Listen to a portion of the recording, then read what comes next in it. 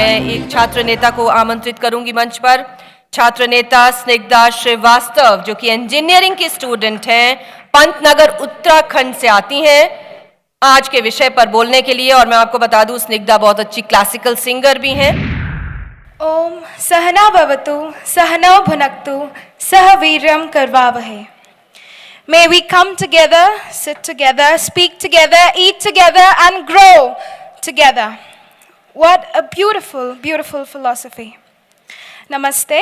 It is my great privilege to address such an august audience. Our country, ladies and gentlemen, is special. Out of the 47 civilizations known to have existed, only 1 or 2 survived, and our nation is one of them. In just under a minute, I'll tell you why. India houses a diverse ethnography, 1,700 odd dialects, more than 100 tribes, over 13 races, and a gamut of religions concocting their own senses of music, dance, arts, theatre, and way of life, but harboring the fundamental commonality of live, let live, and live while appreciating others.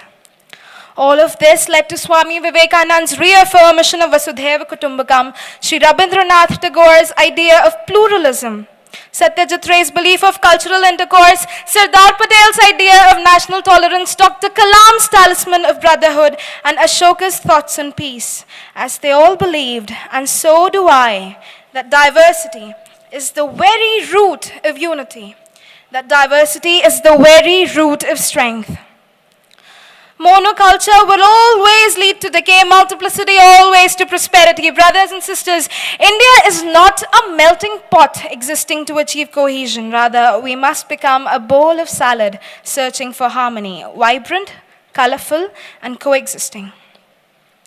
Well, I'm an engineer, and therefore I prefer if every hypothesis is buttressed by a proof, and there exists one here too. It is called the diversity prediction theorem, which states that the diverse group almost always outperforms the group of the best by a substantial margin.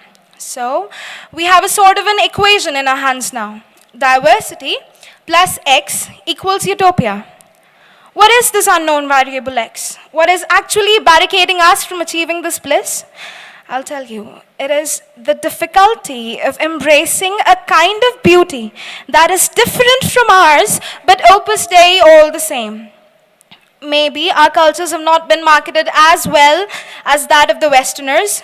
Maybe we are not ready to jump out of a comfort zone. Maybe we are too egoistic, or simply we are very, very ignorant.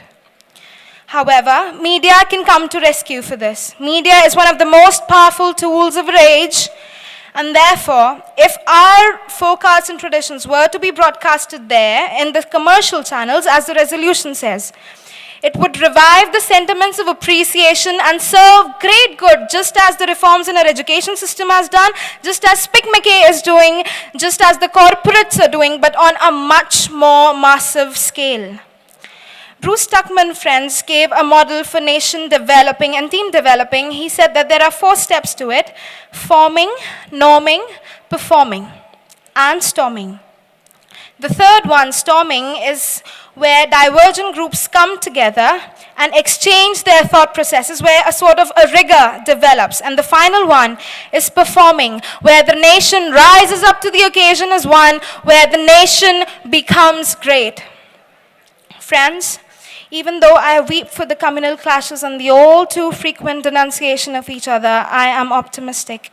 I'm optimistic because this discussion is taking place. I'm optimistic because all of you are here. I'm optimistic because the change is inevitable. I am hopeful because the change is upon us. And I hope that India learns to embrace itself. And I hope that India be called the golden bird once again. I hope that India be called the golden bird once again. Thank you.